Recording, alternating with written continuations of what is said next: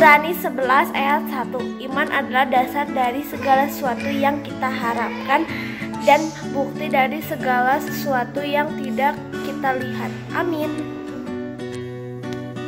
Ibrani 11 ayat 1. Iman adalah dasar dari segala sesuatu yang kita harapkan dan bukti dari segala sesuatu yang tidak kita lihat. Amin.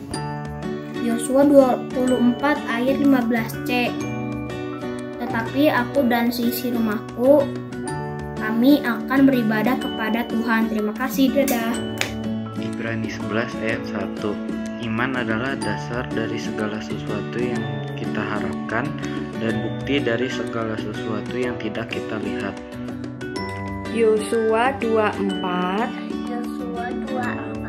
ayat 15c.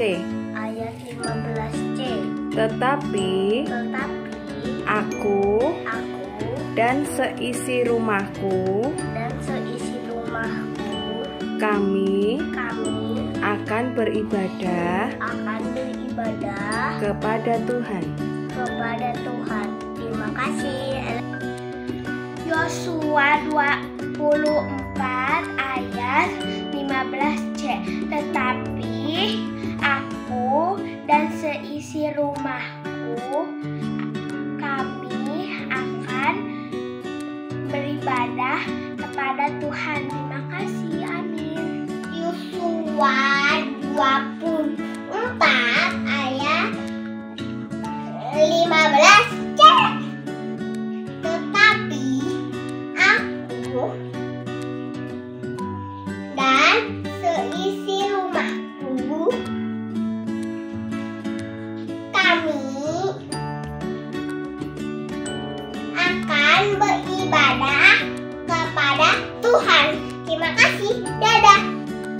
Yosua 24 ayat 15c. Tetapi aku dan seisi rumahku kami akan beribadah kepada Tuhan. Terima kasih. Yosua 24 ayat 15c.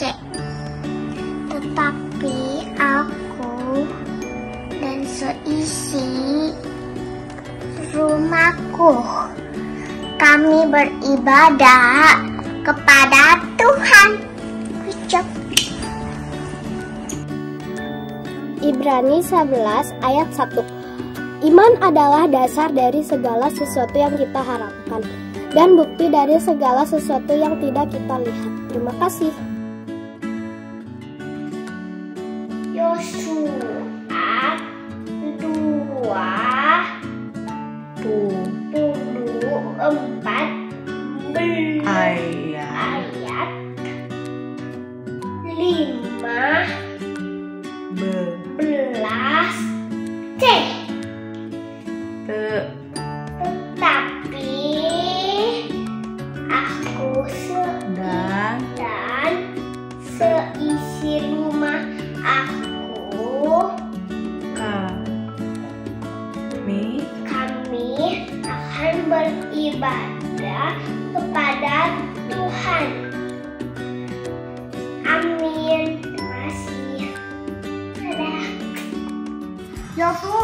24 ayat 15c.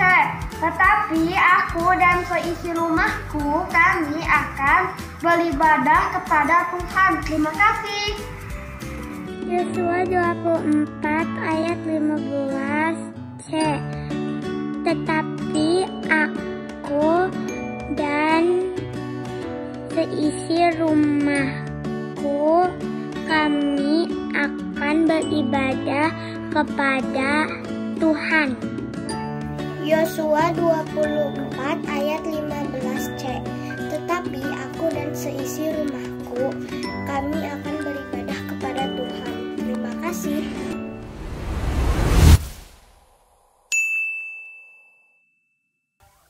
Shalom. Selamat pagi adik-adik. Selamat bertemu kembali di ibadah Victory Kids. Nah, adik-adik apa kabar semuanya di rumah? Tentunya sungguh amat baik ya, amat baik. Nah, hari ini Tuhan menjadikan kita jadi apa sih ya, Kak? Kita harus menjadi terang. Di mana, Kak, terangnya? Dimanapun kita berada, di sekolah, di rumah, maupun kemanapun kita pergi selalu menjadi terang Tuhan. Ayo adik-adik kita belajar lagu ini ya. Mungkin bagi adik-adik asing, tapi kita mau belajar bersama-sama. Aku anak terang.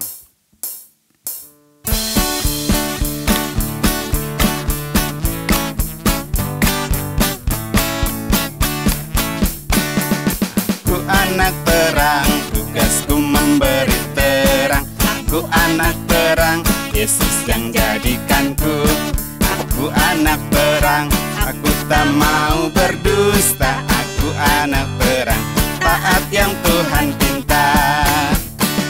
Aku anak terang, tugasku memberi terang. Aku anak terang, Yesus yang jadikanku. Aku anak terang, aku tak mau berdusta. Aku anak terang, taat yang Tuhan pinta. Terang di rumah, terang di kerja, terang di sekolah, manapun ku pergi. Terang di rumah, terang di sekolah, terang di gereja, kemanapun ku pergi.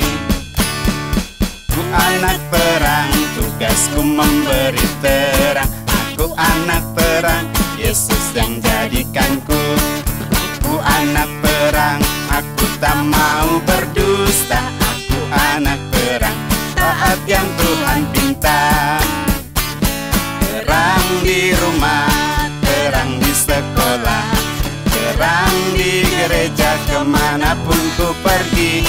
Terang di rumah, terang di sekolah, terang di gereja, kemanapun ku pergi. Terang di gereja, kemanapun ku pergi.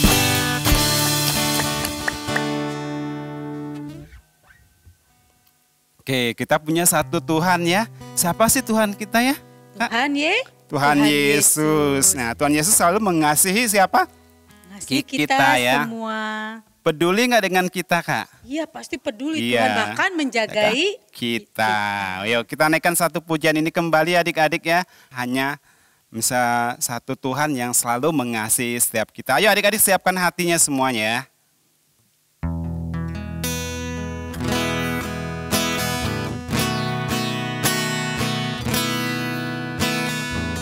Hanya ada satu Tuhan, Dia yang selalu mengasihi aku. Hanya ada satu Tuhan, Yesus yang selalu mengasihi aku. Dia mengasihi aku, Dia pedulikan aku, Dia menjagai aku.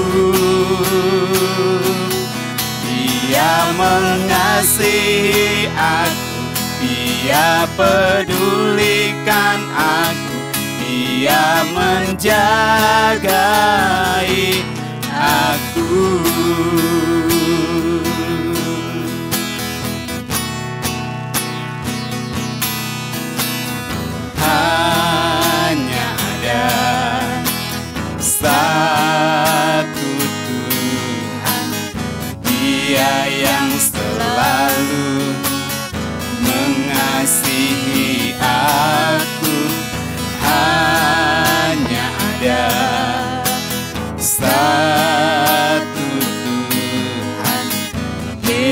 Yesus yang selalu mengasihi aku. Dia mengasihi aku, Dia pedulikan aku, Dia menjagai aku. Dia mengasihi aku, Dia pedulikan aku, Dia menjagai aku. Dia menjagai aku. Dia menjagai aku.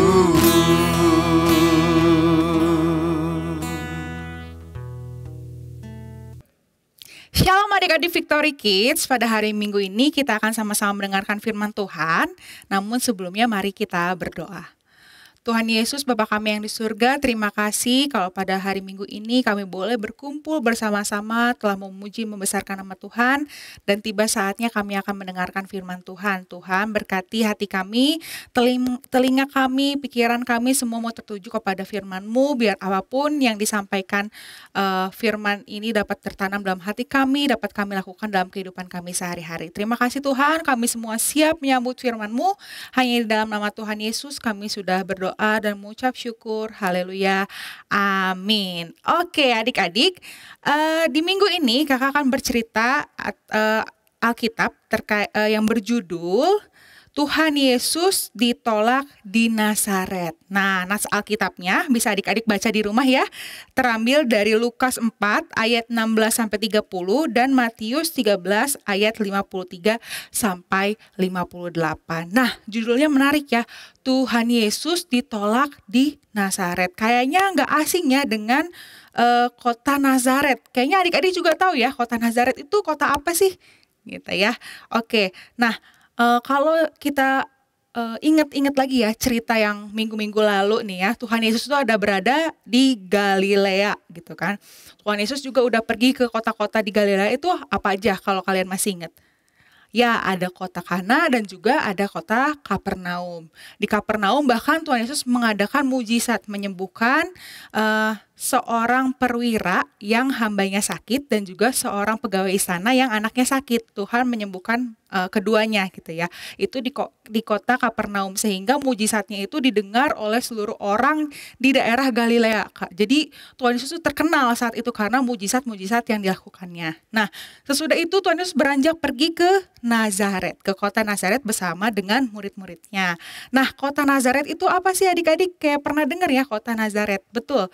Kota Nazaret itu kota di mana Tuhan Yesus dibesarkan oleh ibu dan bapaknya, yaitu Yusuf dan juga Maria. Jadi istilahnya kalau sekarang apa ya, kota Nazaret adalah kampungnya Tuhan Yesus gitu ya. Kalau adik-adik misalnya pulang kampung kemana gitu kan, karena dulunya dibesarkan di sana gitu. Kayak Tuhan Yesus tuh seperti pulang kampung gitu ya ke kota Nazaret, karena di sana dulu dia dibesarkan oleh kedua orang tuanya. Nah, pada saat itu merupakan hari Sabat. Kalau sekarang itu adalah hari Minggu, di mana hari Sabat itu dikuduskan untuk semuanya tidak boleh bekerja dan juga pergi untuk ke gereja, ke rumah ibadat. Nah, Tuhan Yesus saat itu pun karena hari Sabat, Tuhan Yesus pergi ke gereja, ke rumah ibadat bersama dengan murid-muridnya.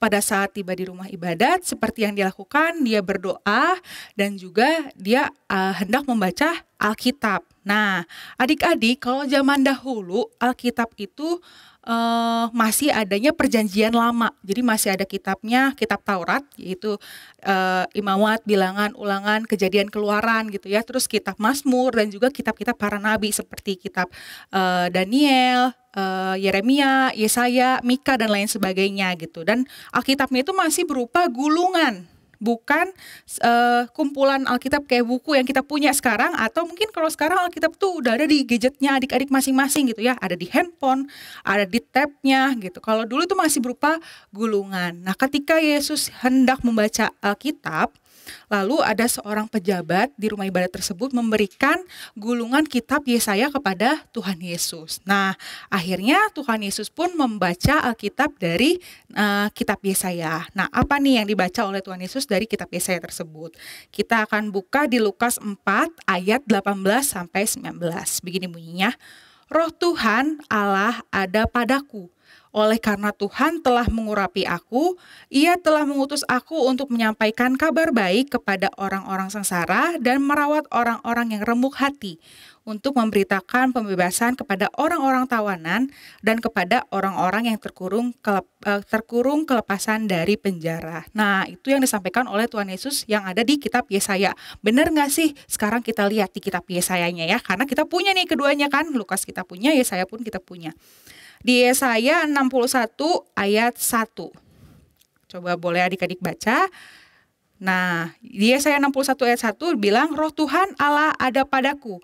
Oleh karena Tuhan telah mengurapi aku, Ia telah mengutus aku untuk menyampaikan kabar baik kepada orang-orang sengsara dan merawat orang-orang yang remuk hati, untuk memberikan pembebasan kepada orang-orang tawanan dan kepada orang-orang yang terkurung kelepasan dari penjara.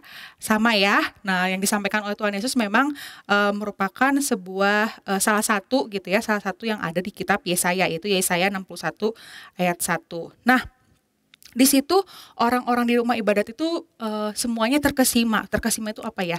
Kayak langsung ngeliatin Tuhan Yesus itu. Karena Tuhan Yesus bercerita banyak hal yang disampaikan oleh Tuhan Yesus, dan orang-orang di situ pun takjub sama Tuhan Yesus. Mereka mau mendengarkan Tuhan Yesus. Nah, akhirnya Tuhan Yesus mulai bercerita lagi terkait dengan kitab Yesaya ini. Tadi kan dibilang bahwa Roh Tuhan Allah ada padaku, oleh karena Tuhan telah mengurapi aku, Ia telah mengutus aku untuk menyampaikan kabar baik. Nah, Tuhan Yesus bilang bahwa apa yang tertuang dalam kitab Yesaya ini telah digenapi. Dan digenapinya melalui siapa? Melalui dirinya, melalui Tuhan Yesus. Tuhan Yesus sendirilah yang diutus oleh Allah untuk membawa kabar baik kepada siapa? Kepada semua orang, gitu ya. Membawa kabar baik kepada semua orang, kepada orang yang menderita, baik kepada orang yang berdosa. Jadi Yesaya telah menuliskan itu mungkin 700 tahun yang lalu gitu ya, sebelum Tuhan Yesus datang, dan ternyata sekarang tergenapi ketika Tuhan Yesus ada. Jadi hebat ya, sesuatu yang ditulis 700 tahun yang lalu dan sekarang tergenapi melalui Tuhan Yesus. Nah, akhirnya di situ Tuhan Yesus bilang bahwa semuanya telah tergenapi apa yang ada pada kitab Nabi Yesaya tersebut. Nah, orang-orang pun menjadi takjub ketika mendengar Tuhan Yesus berkata seperti itu ya. Jadi orang-orang mikir, wah dia hebat banget ya, Yesus ini hebat banget. Dari mana hikmat berasal, dari mana tuh hikmatnya dia, kata-kata indahnya dia tuh berasal dari mana sih gitu. Hebat banget ya. Padahal orang-orang Nazaret itu tahu bahwa Yesus ini hanya seorang anak tukang kayu gitu kan, karena itu Nazaret itu kan kampungnya. Jadi mereka tahu dia kan cuma anaknya si Maria dan Yusuf, seorang tukang kayu gitu. Dari mana dia peroleh hikmat tersebut? Dari mana dia peroleh kuasa tersebut gitu. Jadi mereka meragukan dan lebih kepada tidak percaya gitu. Kok bisa gitu ya? Nah, Tuhan Yesus di situ tahu apa yang dipikirkan oleh orang-orang banyak gitu ya. Tanpa orang-orang tersebut bicara secara langsung, tapi Tuhan Yesus tahu bahwa orang-orang banyak tersebut menolak Yesus atau tidak percaya kepada apa yang telah diperbuat oleh Tuhan Yesus gitu. Nah, jadi Tuhan Yesus bilang kepada orang-orang tersebut seperti ini. Tuhan Yesus bilang, hai tabib, sembuhkanlah dirimu sendiri. Perbuatlah di sini juga di tempat asalmu segala yang kami dengar yang telah terjadi di Kapernaum. Jadi maksudnya Tuhan bilang, Tuhan lu tahu loh kalian tuh berpikir apa. Mungkin orang-orang di sana berpikir, coba deh Tuhan Yesus lakukan apa yang Yesus lakukan di Kapernaum sana. Coba kalau emang benar, lakukan juga di Nazaret gitu ya, di tempat mereka. Jadi orang-orang tuh masih nggak percaya dengan apa yang Tuhan Yesus lakukan. Nah, Tuhan pun tahu apa yang mereka pikirkan tersebut. Nah, Tuhan Yesus juga bercerita bahwa memang sesungguhnya nabi itu tidak pernah diterima di mana dia berasal. Tuhan Yesus juga bercerita dahulu ada Nabi Elia dan juga Nabi Elisa yang dikirim ke bangsa lain gitu ya, bukan di bangsa Yahudi, karena memang orang-orang di sana tidak percaya kepada Elia dan Elisa, sehingga Nabi Elia dan Elisa ini diutus ke bangsa lain untuk menyelamatkan bangsa lain. Nah, orang-orang di situ pun jadi kayak gimana ya, kayak tertampar, oh iya ya dulu juga pernah kejadian seperti itu gitu. Dan orang-orang di situ pun merupakan salah satu orang yang memang menolak Nabi Elia dan Elisa juga pada waktu itu. Jadi apa yang disampaikan Tuhan betul ya, bahwa terkadang Nabi itu tidak dipercayai pada saat di mana dia berasal gitu. Nah, akhirnya orang-orang pun menjadi marah kepada Tuhan Yesus karena kok dia berani-beraninya ya ngomong kayak gitu. Dan Tuhan Yesus pun mengetahui bahwa orang-orang di sana tuh menolak Nabi Elia dan Elisa pada waktu itu, dan sekarang pun mereka menolak Tuhan Yesus.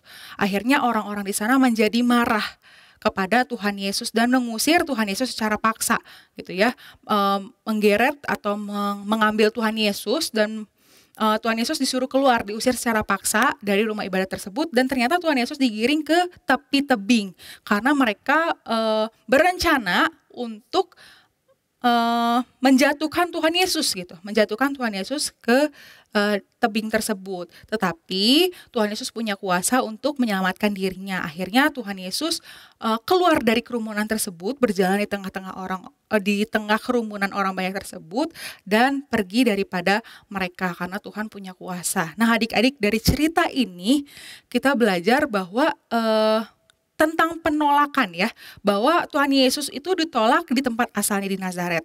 Mungkin kalau adik-adik berpikir menolak itu boleh nggak sih Kak? Apalagi kalau menolak Tuhan Yesus ya. Mungkin selama ini berpikir kalau mencuri, lalu mencontek, malas-malasan itu adalah tindakan dosa gitu ya, sesuatu yang dosa. Tapi adik-adik, dengan menolak Tuhan Yesus atau tidak percaya kepada Tuhan Yesus itu pun dosa gitu ya. Karena Tuhan pengennya yuk semua orang yang percaya kepada Tuhan menerima dia sebagai Tuhan dan Juru Selamatnya. Karena dia tuh sudah diutus, tadi kan udah bilang ya, bahwa Allah telah mengutus dia untuk memberikan kabar baik kepada kita semua, kepada Kak Yolanda, kepada adik-adik semuanya. Kabar baiknya apa? Bahwa Tuhan Yesus sudah mati di kayu salib dan mati, lalu bangkit pada hari yang ketiga untuk menebus dosa kita semuanya. Jadi itu setelah dilakukan Tuhan Yesus secara sempurna gitu ya. Jadi kita tinggal apa? Tinggal percaya dan menerima Tuhan. Jangan sampai kita menolak Tuhan Yesus atau meragukan, tidak percaya akan apa yang dilakukan oleh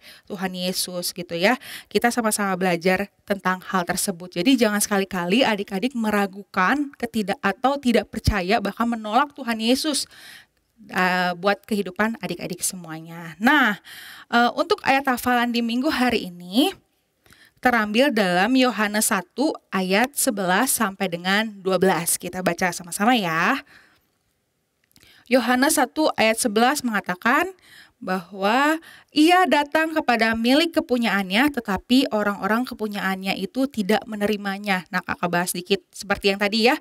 Dia itu datang kepada orang-orang milik kepunyaannya, tapi orang-orangnya tidak menerimanya. Seperti orang Nazaret tadi, tidak menerima Tuhan Yesus. Tapi apa dikatakan oleh ayat 12? Tetapi semua orang yang menerimanya diberinya kuasa supaya menjadi anak-anak Allah, yaitu mereka yang percaya dalam namanya. Jadi adik-adik, ketika adik-adik mau menerima Tuhan Yesus sebagai Tuhan dan Juru Selamat adik-adik, di sini disampaikan bahwa diberikan kuasa menjadi anak-anak Allah, yaitu mereka yang percaya kepadanya. Ketika kita percaya, kita akan diberikan kuasa oleh Tuhan Yesus. Jadi terima Tuhan Yesus sebagai Tuhan dan Juru Selamat adik-adik. Percaya akan setiap mujizat dan juga kuasanya itu dapat terjadi bagi kehidupan kakak maupun adik-adik semuanya. Oke, demikian firman Tuhan. Mari kita berdoa. Tuhan Yesus, terima kasih buat firman yang telah disampaikan. Kami belajar di sini Tuhan untuk terus percaya kepada Tuhan. Berkati Tuhan Yesus biar iman kami terus bertumbuh di dalam Tuhan. Kami tahu bahwa Tuhan telah mati di kayu salib, Tuhan bangkit dan juga untuk menebus dosa kami semuanya. Tuhan Yesus, kami percaya itu dan kami imani itu Tuhan. Kami tidak meragukan setiap mujizat maupun kuasa yang Kau telah lakukan. Kami terus mau percaya kepada Engkau Yesus. Terima kasih Tuhan, kami serahkan kehidupan kami sepenuhnya ke dalam tangan-Mu. Hanya di dalam nama Tuhan Yesus kami sudah berdoa dan mengucap syukur. Haleluya. Amin.